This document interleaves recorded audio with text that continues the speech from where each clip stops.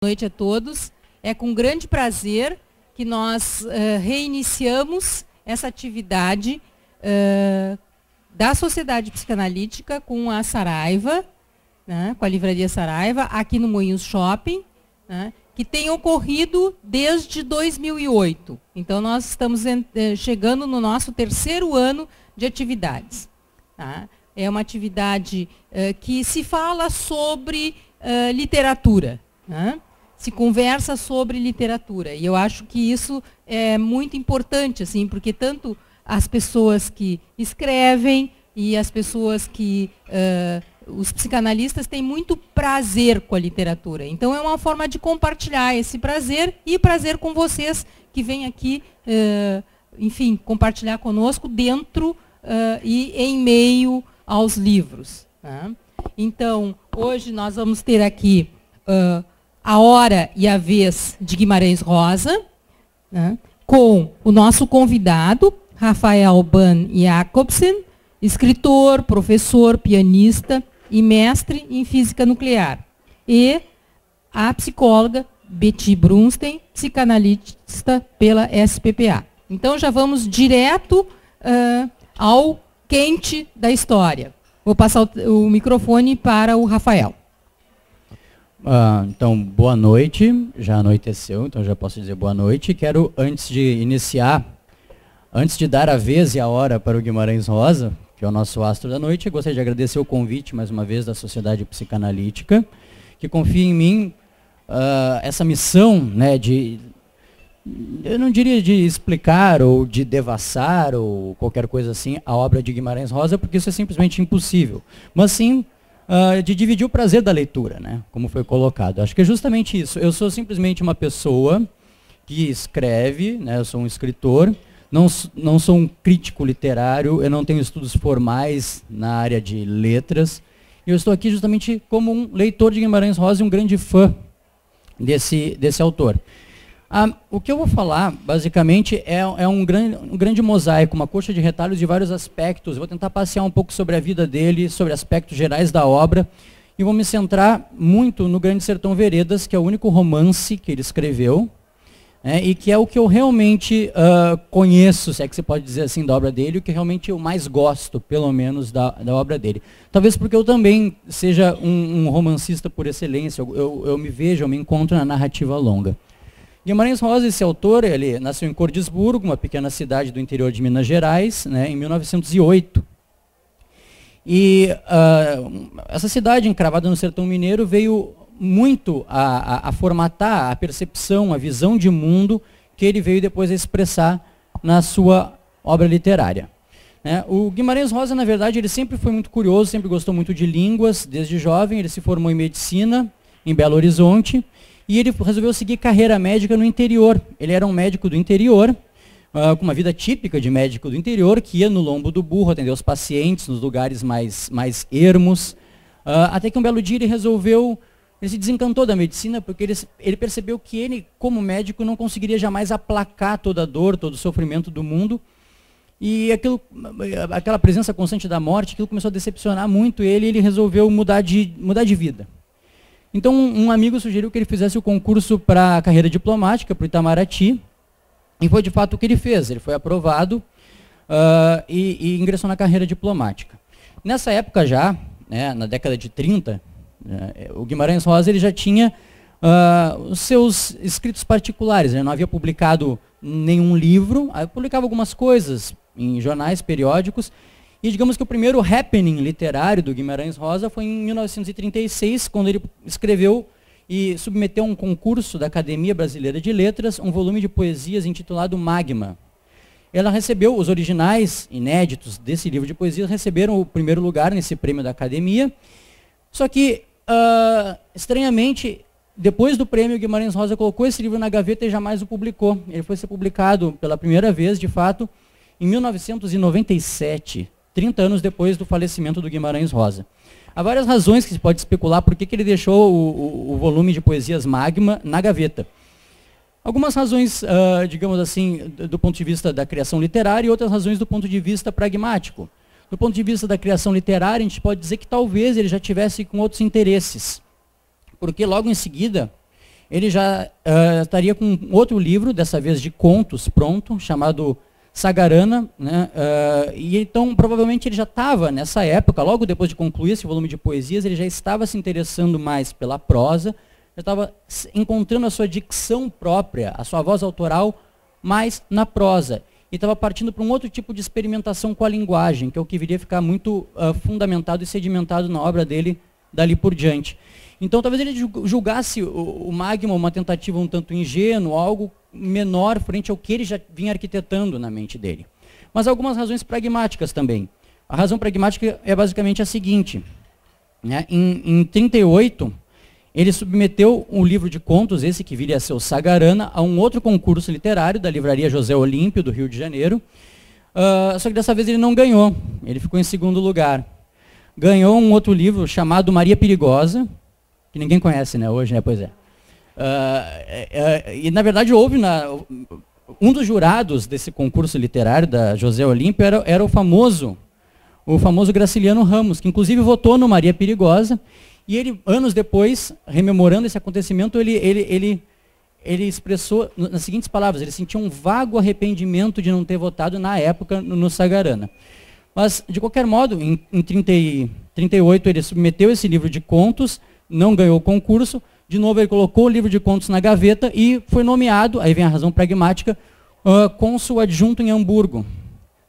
E ele foi transferido então para a Alemanha, e lá na embaixada ele veio a conhecer, no início da Primeira Guerra, aquela que viria a ser a segunda esposa dele, Aracide Carvalho, que inclusive morreu agora em março, aos 102 anos.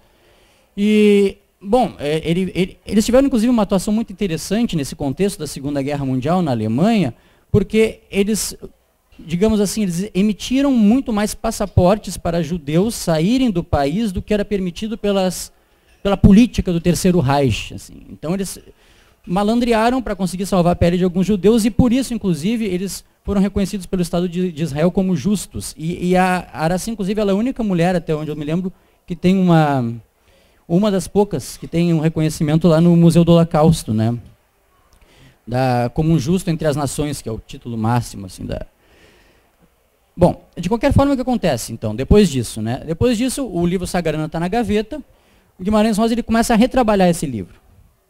Esse livro de contos, ele extirpa alguns contos, escreve outros novos, revisa os que já tinha, e depois, em 46, ele finalmente lança o Sagarana no Brasil, e aí há um imenso sucesso na época. As pessoas notam que ali, naquele livro, há algo realmente muito novo e muito original acontecendo na literatura brasileira.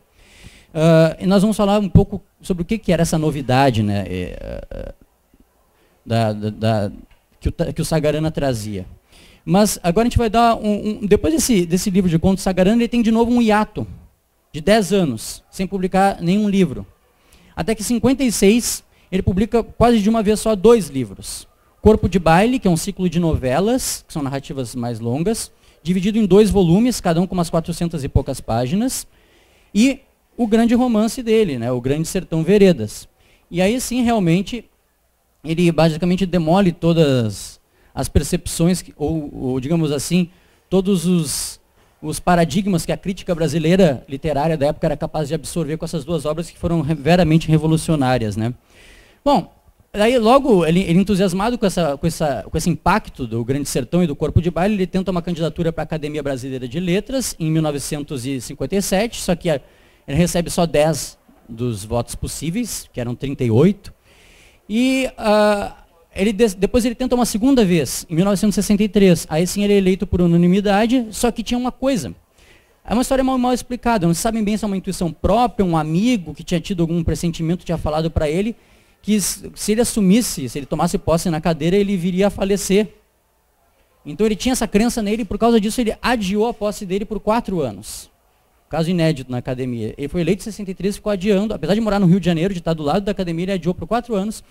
Até que em novembro, 16 de novembro, ele tomou posse, de 1967, e correu tudo bem durante a posse dele. Ele foi para a sala dos fundadores, recebeu os cumprimentos após a cerimônia de posse, e o presidente da academia de então, Austrégésilo de Ataíde, chegou até ele e disse: olha, viu só, Rosa, você é um bobo, correu tudo bem na posse, não tinha que ter medo de nada. Aí reza a lenda que ele virou para o Austrégésilo e disse: Austrégésilo, espere 2 dias. Aí, bom, aconteceu que em 19 de novembro ele teve um infarto fulminante no apartamento, na casa dele em Copacabana, e morreu de fato. Então, a própria vida do Guimarães Rosa é um tanto, como é que eu vou dizer, fantástica, cheia de episódios e de hiatos, reticências, quases e senões, que tem muito a ver com a obra dele, né? Alguns tentam encontrar um pouco de... Quando se fala em literatura, a gente sempre tenta buscar quais são as referências literárias, né, ou as influências que um determinado autor sofreu. Então, quando você lê a obra do Guimarães Rosa, você tenta buscar algumas dessas coisas. A gente poderia fazer um esforço nesse sentido, embora algumas pessoas, como o Haroldo de Campos, digam que não conseguem enxergar na obra do Guimarães Rosa nenhum indício, ou rastro, ou cheiro de nenhum outro escritor anterior a ele. Né? Dizem que ele é extremamente original. Mas a gente pode arriscar algumas coisas, como por exemplo, ele era foi um grande leitor de Marcel Proust. Né? Tanto que o Murilo Melo Filho conta que uma vez, quando o Rosa, em 48, estava como diplomata em Bogotá, estourou aquela Revolução Popular, o Bogotaço, né? As ruas de Bogotá pegaram fogo, aquele povo armado nas ruas, depredações. Então o Murilo Melo Filho, que era repórter, na época foi até a embaixada, sabendo que Guimarães Rosa estava lá, para colher uma entrevista com ele sobre aqueles acontecimentos políticos, aquela efervescência toda. E quando foi a surpresa dele, ao encontrar o Rosa calmamente sentado no jardim da embaixada, lendo Proust, relendo Em Busca do Tempo Perdido, porque ele estava encantado. Ele parou, sentou o Murilo Melo Filho, contou tudo o que ele tinha percebido de novo sobre a obra do Proust. Ele estava pouco se lixando para o Bogotá, a verdade é essa. E também, na obra do Guimarães Rosa, aparece, de algum jeito, eu vou tentar falar um pouco sobre isso se der tempo, a questão da homossexualidade, que é um tema essencialmente proustiano e recorrente na obra dele. O Haroldo de Campos, ele dizia, de algum modo, por exemplo, que ele enxergava na inventividade do Guimarães Rosa, no seu apreço pelas línguas, na sua tendência a construir novas palavras ou resgatar arcaísmos, fundir com regionalismos, ou seja, de inventar a linguagem, ele enxergava muito do James Joyce. Ele dizia que o Rosa é o James Joyce brasileiro. O crítico Wilson Martins desgostava muito dessa comparação, pela simples razão que ele afirmava, o próprio Rosa dizia que não tinha lido jamais o Ulisses, do James Joyce, por exemplo, por inteiro. Mas, claro, não é preciso ler o Ulisses por inteiro para perceber qual é a proposta linguística que está ali, ainda mais para uma pessoa como o Rosa, né, que era extremamente atento e conhecedor de línguas. Então, talvez tenha um pouco disso também, mas talvez a grande influência literária do Guimarães Rosa não seja essencialmente literária, seja da filosofia. Ele era um árduo, um ávido e um voraz leitor de filósofos. Ele gostava especialmente dos platônicos, dos neoplatônicos. Ele gostava muito dos filósofos que tinham preocupações, digamos assim, religiosas, metafísicas. Né? Aí tu bota aí Platão, Leibniz, Spinoza, Kierkegaard, Unamuno. Esse povo todo frequentava a estante do Guimarães Rosa. O Rosa ele até dizia uma coisa, ele dizia que a filosofia é a maldição do idioma. Mata a poesia, desde que não venha de Kierkegaard ou de Unamuno, mas então é metafísica. Então o detalhe é o seguinte, ele absorvia a filosofia enquanto um manancial de temas e de ideias, porém não deixava a racionalidade, a clareza e, digamos assim, a suposta coesão e concatenação do discurso filosófico influir na sua forma de discurso literário, ou seja, na sua forma de urdir a linguagem. Ele absorvia as ideias da filosofia, mas buscava expressá-las de uma forma essencialmente literária. Né? E ele até tinha uma visão muito interessante, assim, digamos, do papel dele enquanto escritor, uma visão que é bem platônica. Ele dizia que quando ele escreve um livro, é como se ele estivesse traduzindo, na verdade, esse livro de um auto original, que existe alhures em algum lugar no mundo das ideias perfeitas. E ele fosse simplesmente o demiurgo que faz essa transição, digamos, do mundo das ideias para o papel, para o romance, ou para o conto, ou para o elemento concreto, para a peça literária concreta. Antônio Cândido falava que enxergava também muito do Euclides da Cunha, porque de fato o Rosa ele gostava da obra do Euclides, ele leu Os Sertões várias vezes, e em toda a obra do Rosa, especificamente no Grande Sertão Veredas, ele trabalha muito com os mesmos 3 elementos que Euclides da Cunha bota no livro dele, Os Sertões. Inclusive são os nomes das 3 partes desse livro, Os Sertões. Né? A terra, o homem e a luta. É basicamente esses os elementos que vão construir o enredo do Grande Sertão Veredas. Só que no caso do Euclides da Cunha, você tem uma correlação, digamos, bem racional e determinista entre esses 3 elementos. A terra, as condições geográficas, ambientais, climáticas, né, a aridez do solo, do sertão, condicionam o homem, que por sua vez, com essas características condicionadas, vão fazer a luta. No caso do Guimarães Rosa, não. Esses três elementos eles estão mais misturados. Eles estão bem mais postos no mesmo plano e interagindo de maneira absolutamente imprevisível e caótica. Isso que é interessante. Algumas pessoas ainda falavam que, digamos assim, da influência da literatura regionalista brasileira no Guimarães Rosa. Claro, temos grandes autores regionalistas que passaram, né, como por exemplo José Lins do Rego, Graciliano Ramos, alguns regionalistas também do Rio Grande do Sul, como Simões Lopes Neto, que eram aqueles escritores que buscavam traduzir os usos, costumes locais de uma determinada localidade do nosso país na obra literária. Mas, de fato, o próprio Rosa ele desdenhava muito desse tipo de colocação. E uma vez, numa conversa com o Haroldo de Campos, ele falou literalmente o seguinte, ó, dizem que o Rosa, ele falava dele mesmo em terceira pessoa, assim que nem o Pelé, dizem que o Rosa é regionalista, e eu me divirto muito com isso, porque dizem que eu fiz uma paisagem, um crepúsculo mineiro, e não é nada de crepúsculo mineiro. É um crepúsculo que eu vi na Holanda, misturei com os negócios que eu vi em Hamburgo, coisas de Minas, misturei tudo e joguei aquilo lá. E as pessoas dizem que eu estou fazendo uma cena do interior de Minas. Eu estou fazendo, na verdade, um omelete ecumênico. Essa era a palavra que ele usava. O Rosa é exatamente isso, né? Então ele transcende muito o regionalismo. De fato, o projeto literário do Guimarães Rosa era muito mais ambicioso do que retratar aspectos pitorescos de um determinado estado ou de uma determinada região. Ele queria fazer, literalmente, uma reconstrução alegórica do mundo. Ele queria reenxergar, revisitar o mundo através de uma cosmologia literária, na qual ele funcionasse exatamente como um demiurgo. Ele pega as ideias e reconstrói um universo muito próprio, né? Tem uma poetisa, ou poeta, como preferirem, tradutora, chamada Dora Ferreira da Silva, que ela é bem versada na obra do Guimarães, e ela dizia sobre o Grande Sertão Veredas, o romance dele, que ele é de fato um romance teológico, ou seja, tem uma preocupação essencial com a questão de Deus. E a história toda, o pitoresco dos buritis, do capim, da jagunçagem, isso tudo, na verdade, camufla algo muito mais profundo, né? Toda uma linha de pensamento e de evolução que vai de Platão a Cristo e passando por outros filósofos e pensadores contemporâneos. Bom, apenas para continuar a nossa abordagem agora, eu vou falar um pouco mais do Grande Sertão em si, né, desse livro que é um dos meus favoritos e é um dos fortes candidatos ao livro que eu levaria para uma ilha deserta. Pela simples razão de que ele é um dos poucos livros que eu conheço que jamais, em hipótese alguma, se esgota. Tu pode ler 500 vezes, ele jamais vai se esgotar. Eu diria, inclusive, que tem dois tipos de leitores para o Grande Sertão. Eu acredito que aqui tenhamos dessas duas espécies, né? São quais? São aqueles que nunca leram e aqueles que não conseguiram ler uma vez só. Né? Bom, falar do Grande Sertão Veredas, falar de Guimarães Rosa é sempre um desafio e por isso eu começo essa minha análise mais direta do Grande Sertão invocando uma frase do Riobaldo, que é o narrador protagonista do Grande Sertão Veredas. Mais ou menos no começo do livro ele diz o seguinte: eu quase nada sei, mas desconfio de muita coisa. É exatamente isso, eu tenho várias desconfianças sobre o livro. Não sei nada, mas desconfio de muitas coisas e vou dividi-las com vocês. Né? A primeira pista de como ler o Grande Sertão, de como se aproximar dessa catedral literária, vem do próprio Guimarães Rosa. Ele mantinha intensa correspondência com seus tradutores, porque obviamente ele é um autor dito difícil de traduzir, então os tradutores muitas vezes o consultavam por carta naquela época, com dúvidas, e ele dirimia essas dúvidas.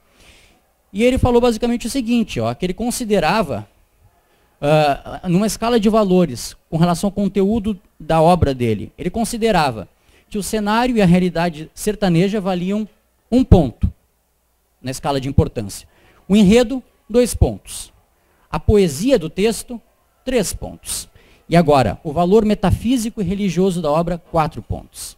E ele dizia para os tradutores dele seguirem isso como um norte. Se eu tiver que sacrificar algum aspecto na tradução que não der para expressar da maneira exata, o que é melhor manter? A cor regionalista? A simbologia metafísica? O quê? Então ele dizia, seguia por essa escala. O que importa realmente é isso. Então eu busco sempre valorizar mesmo o que o próprio Rosa valorizava. Né? Porque ele, ao contrário de muitos autores, ele é um autor muito consciente e muito bom para falar da sua própria obra, né? Dizem que o escritor é a pior pessoa para falar do seu próprio trabalho. Isso se aplica em 99% dos casos, mas no caso do Rosa não se aplica não, ele era bastante consciente do que ele fazia, né? Ele era um grande arquiteto da obra dele. Então, bom, na verdade o Grande Sertão ele é um catatal, um romance, ele é grande, ele tem lá só 600 páginas, né? Vocês podem ver aqui, essa aqui é uma das edições. E ele, na verdade, ele não traz respostas, ele é uma grande interrogação, ele é um livro muito aberto. Isso se nota, por exemplo, pela preponderância de vezes em que aparece a palavra quase, a variante, por exemplo, quasezinho, a abundância de reticências também, ou seja, ele é um romance muito elíptico, muito poroso, né, que permite múltiplas interpretações e abordagens. Ele é um livro muito aberto, por isso infinito.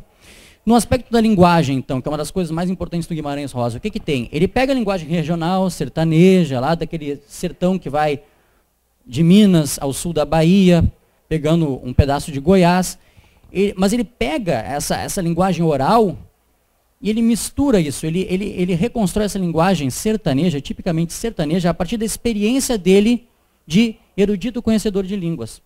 Guimarães Rosa, só para humilhar, ele dizia basicamente o seguinte, ele dizia, eu falo português, alemão, francês, inglês, espanhol, italiano, esperanto e um pouco de russo.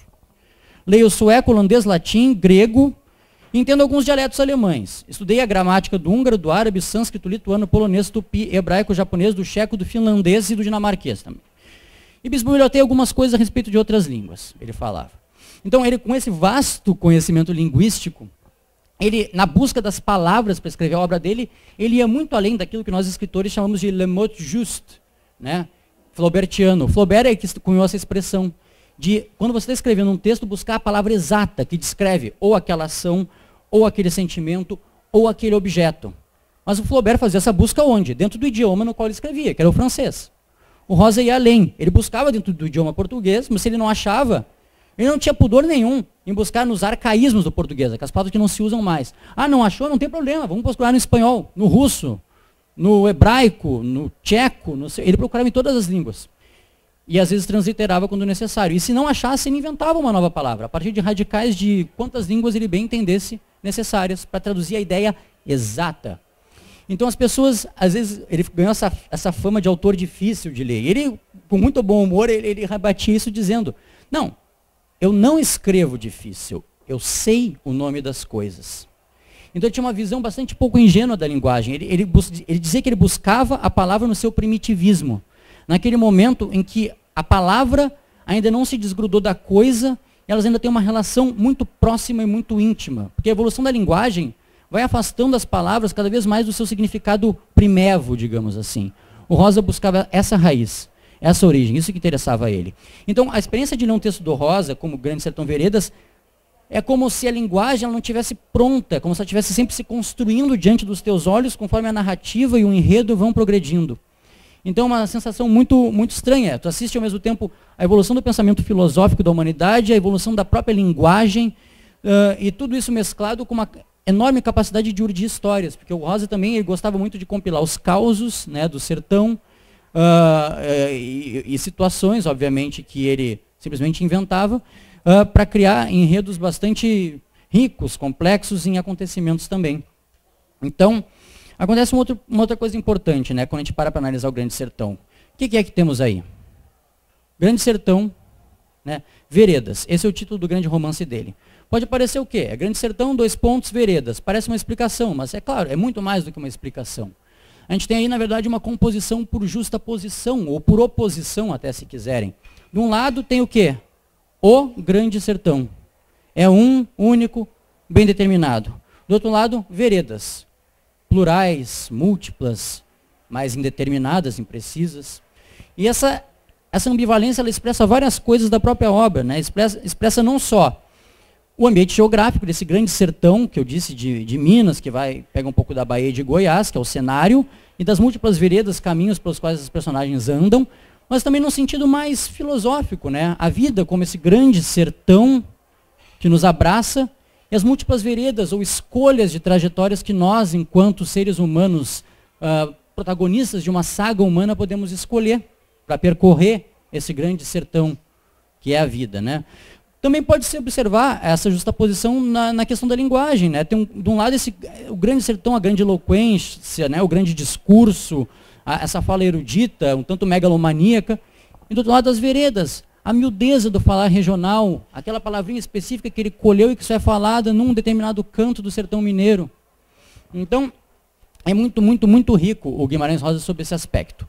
Eu vou fazer uma coisa agora que não se faz, tá? Que é contar para vocês um pouco da história do Grande Sertão Veredas. Pouco não, vou contar toda a história. Não, toda não, porque são muitos episódios, mas eu vou contar o enredo principal do começo ao fim, só porque, antes de concluir, depois de contar o enredo para vocês, eu vou precisar de alguns elementos da história.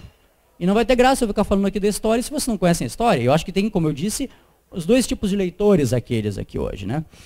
O Grande Sertão, na verdade, ele é estruturado como um monólogo em que esse sujeito, o Reobaldo, que é um fazendeiro de posse, já na velhice, ele começa a contar a sua vida para um interlocutor, que a gente não sabe muito sobre esse interlocutor, a gente sabe que ele é um doutor que chegou de jipe na fazenda dele, está sempre de caderneta em punho, e que ele leva 3 dias ouvindo todo o relato do Reobaldo a respeito da sua vida.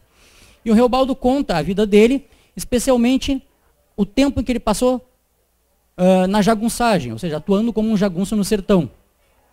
Então ele conta basicamente, o primeiro episódio marcante da infância ou da transição para a adolescência é quando aos 14 anos ele vai para a beira do rio, para um afluente do São Francisco, pagar uma promessa que a mãe dele tinha feito pela saúde dele, e ele se depara com um menino que ele olha e acha assim, muito simpático, muito bonito, e eles têm uma certa aproximação, eles andam junto numa canoa por ali, mas aquela impressão daquele menino fica marcada nele como algo muito forte que ele não sabe explicar. Aí depois disso, a mãe dele morre.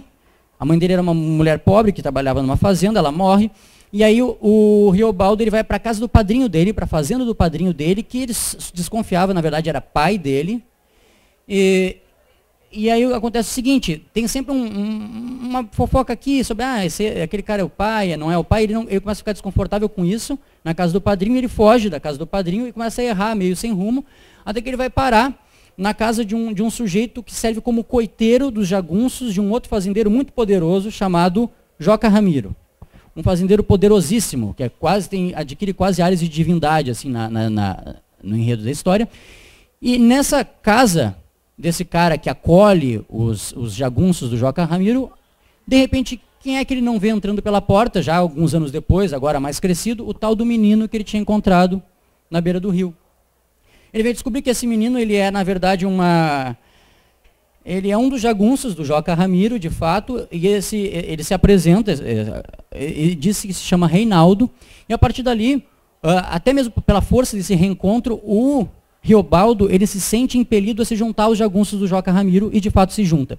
E a partir dali, ele e Reinaldo começam a ficar muito juntos. Até que uma noite, Reobaldo conta toda a vida dele, até ali, para o Reinaldo, e Reinaldo, digamos assim, uma espécie de troca, conta um segredo seu pro Reobaldo. Ele diz, na verdade, meu nome não é Reinaldo, meu nome é Diadorim, eu quero que é assim que você me chame quando estivermos sozinhos.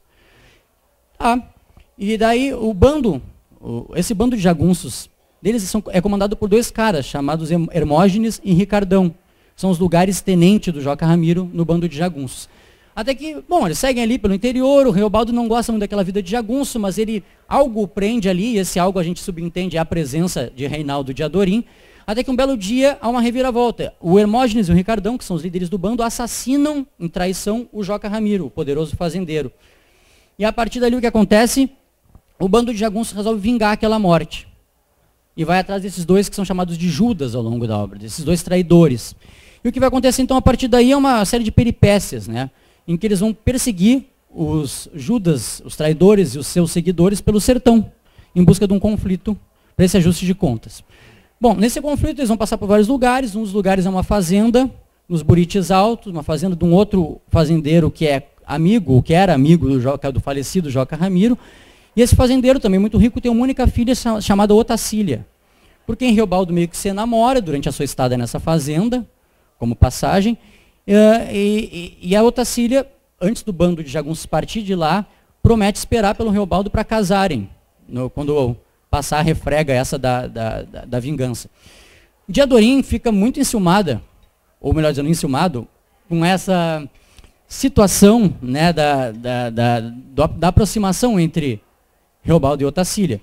tem ataques de ciúmes, assim, e o Rebaldo não entende muito bem aquilo, ao mesmo tempo gosta, mas acha estranho, é todo um clima meio pesado. Mas o que acontece?